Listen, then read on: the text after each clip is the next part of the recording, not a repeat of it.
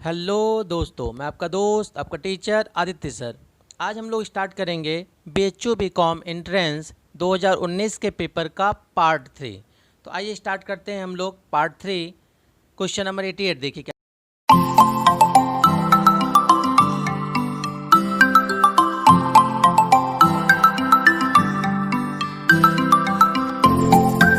क्या लिखा है।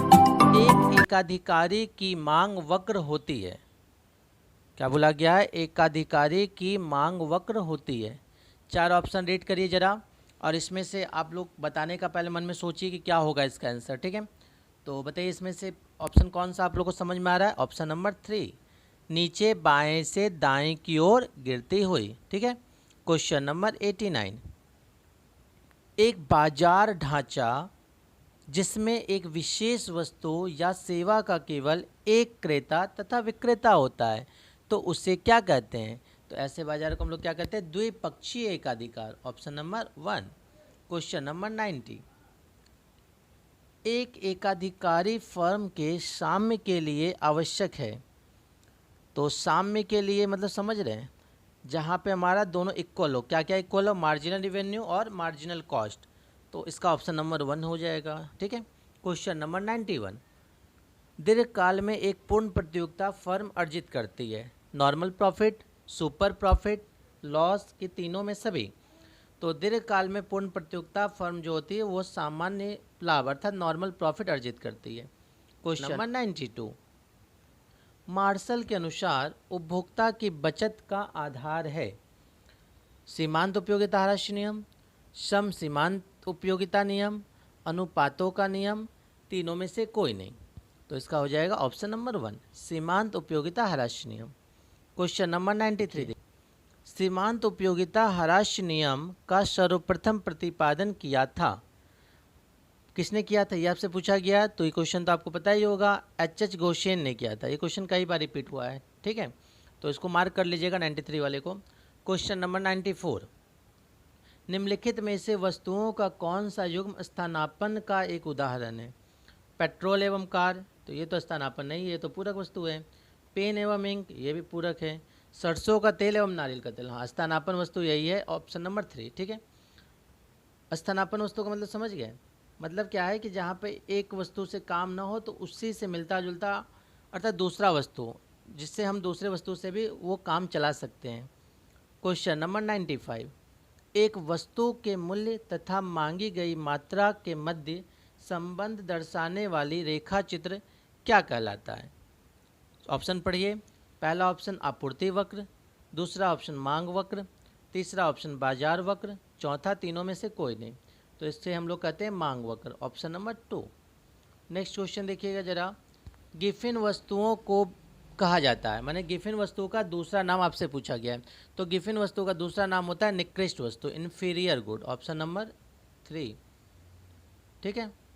क्वेश्चन नंबर 97 देखिए, भुगतान संतुलन में शामिल होता है प्रत्यक्ष व्यापार, परोक्ष व्यापार, ऋण की सभी। तो इसका ऑप्शन नंबर 4 हो जाएगा हमारा सभी। नेक्स्ट क्वेश्चन, क्वेश्चन नंबर 98, जैसे जैसे अर्थव्यवस्था का विकास होता है तृतीय क्षेत्र का हिस्सा, और कहाँ गया, तृतीय क्षेत्र का हिस्सा भी घरेलू उत्पाद जीडीपी में बढ़ता है, घटता है, घटता है फिर बढ़ता है कि स्थिर रहता है? तो क्या हो जाएगा? ऑप्शन नंबर 1, बढ़ता है।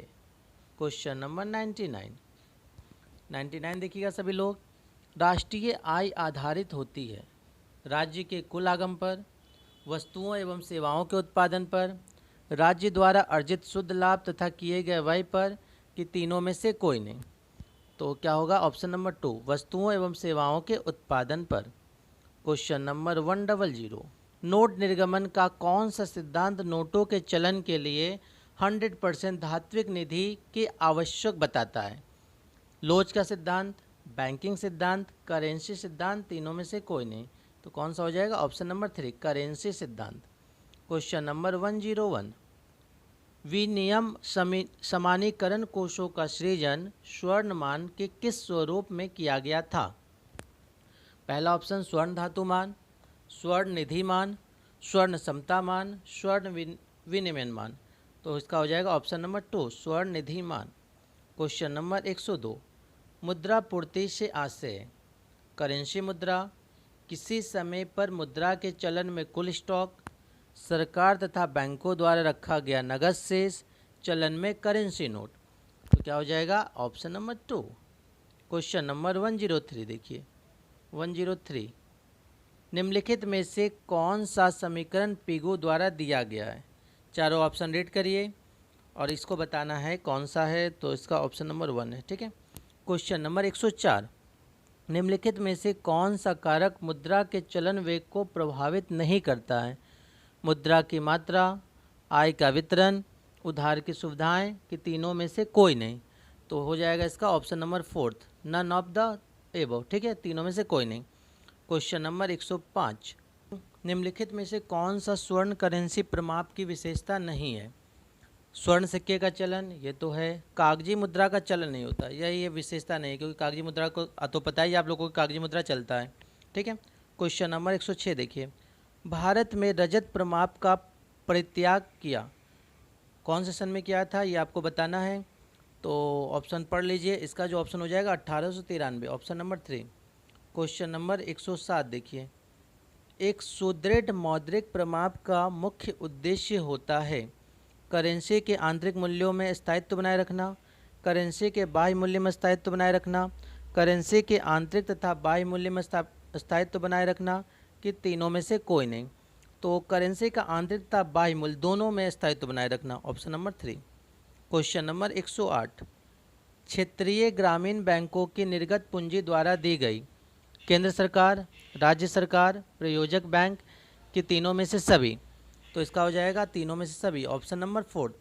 क्वेश्चन नंबर 109 देखिए बैंक दर में वृद्धि अन्य बातों के समान रहने पर प्रभाव होगा।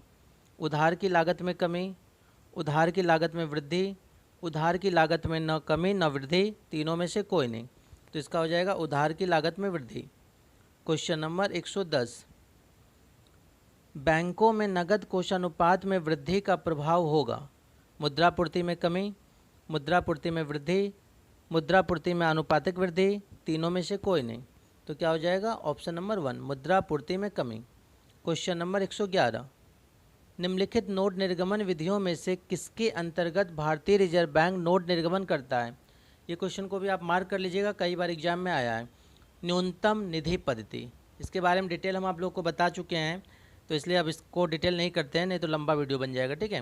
क्वेश्चन नंबर 112 क्षेत्रीय ग्रामीण बैंक द्वारा प्रबंधित होता है केंद्र सरकार, राज्य सरकार, भारतीय स्टेट बैंक, संचालक मंडल। तो इसका हो जाएगा ऑप्शन नंबर 4 संचालक मंडल। Question number 113 State Bank of India अस्तित्व में किस वर्ष में आया। तो स्टेट बैंक ऑफ इंडिया जो है वो आया था 1955 में। थोड़ा समझ लीजिए स्टेट बैंक ऑफ इंडिया के बारे में। 1 जुलाई 1955 को इम्पीरियल बैंक का नाम बदलकर स्टेट बैंक ऑफ इंडिया रख दिया गया। तब से प्रत्येक वर्ष 1 जुलाई को SBI बैंक की स्थापना दिवस मनाया जाता है। SBI बैंक जो है वो देश का सबसे विश्वसनीय बैंक भी है। ठीक है। क्वेश्चन नंबर 114 भारत का केंद्रीय बैंक है, बहुत आसान क्वेश्चन आ गया, ये तो आप सभी को पता होगा, reserve bank of India, option number 1। Question number 115 देखिए बॉन्ड के निर्गमन को विनियमित किया जाता है सेबी के द्वारा, RBI के द्वारा, कंपनी के द्वारा, तीनों में से कोई नहीं। तो सेबी के द्वारा होता है, ऑप्शन नंबर 1। क्वेश्चन नंबर 116 ऋण पत्रों के सभी निर्गमनों के लिए क्रेडिट रेटिंग ऐच्छिक है, अनिवार्य है, न तो ऐच्छिक है न अनिवार्य है, कि तीनों में से कोई नहीं। तो अनिवार्य होता है, ऑप्शन नंबर 2।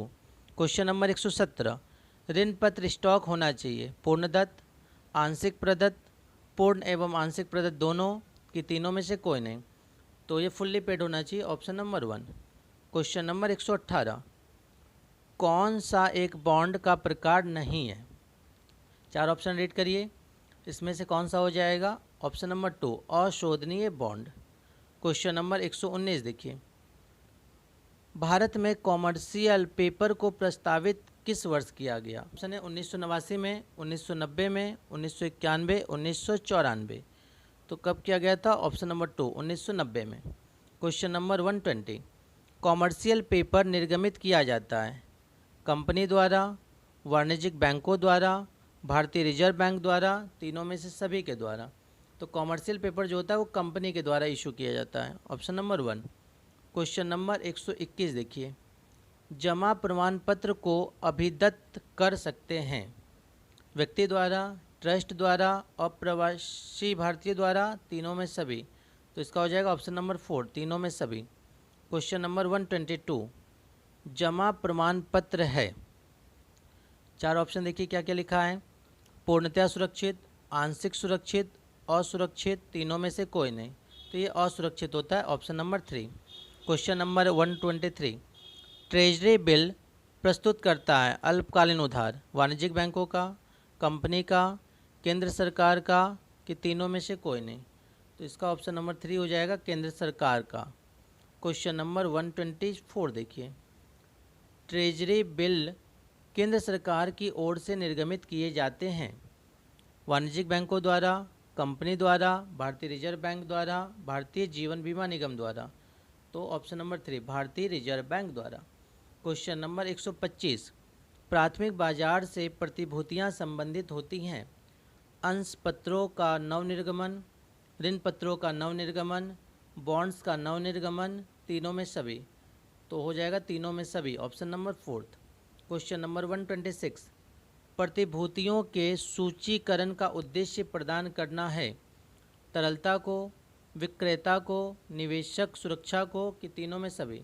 तो तीनों सभी करना है, ठीक है। Question number 127, national stock exchange समाविष्ट हुआ, कब इनकॉर्पोरेट हुआ था? तो ये 1992 में हुआ था, ऑप्शन नंबर 2। क्वेश्चन नंबर 128, किस वर्ष भारतीय प्रतिभूति एवं विनिमय बोर्ड अधिनियम पारित हुआ था? तो ये कब हुआ था? 1992 में, ऑप्शन नंबर 2। क्वेश्चन नंबर 129, किस वर्ष बॉम्बे स्टॉक एक्सचेंज ने प्रतिभूतियों में व्यापार प्रारंभ किया? 1875, 1880, 1900, 1905। तो इसका हो जाएगा ऑप्शन नंबर 1, 1875। अब देखिए आज का पार्ट 3 हम लोग यहीं तक रखते हैं, क्योंकि इसके बाद जो है वो क्वेश्चन नंबर 130 से लेके वो मैथ का क्वेश्चन स्टार्ट है। तो मैथ का क्वेश्चन हम लोग नेक्स्ट क्लास में देखेंगे। आज की क्लास यहीं पे स्टॉप करते हैं। धन्यवाद।